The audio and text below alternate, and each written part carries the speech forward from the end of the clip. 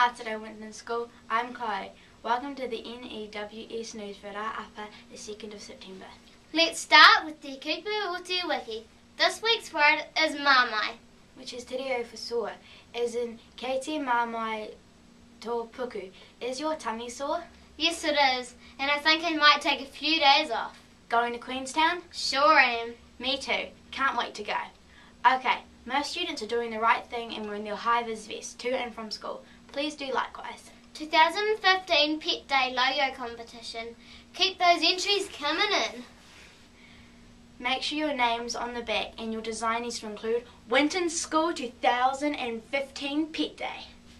Into house news. It's the Weet Bix challenge, and today it's all you Year 3 and Year 4s. Students wanting to earn their house some points can eat a dry Weet Bix. Head to the hall at 12:40. House captains, please make sure you have all your contestants ready to go.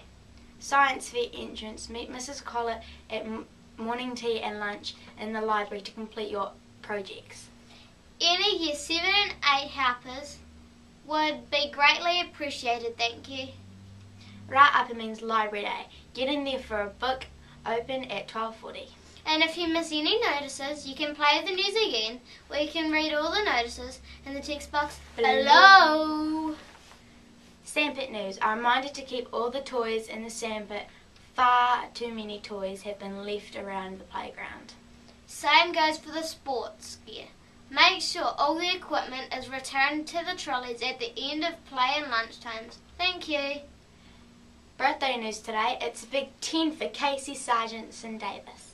And Izzy Ford turns 6 today. Happy birthday, ladies. Have a great day. Okay, that's all for the Winton School news. Tune in again tomorrow when we try to broadcast the news from the Wakatipu Basin. Ka kite a popo. Stay clean, stay dry, and stay classy, Winton School.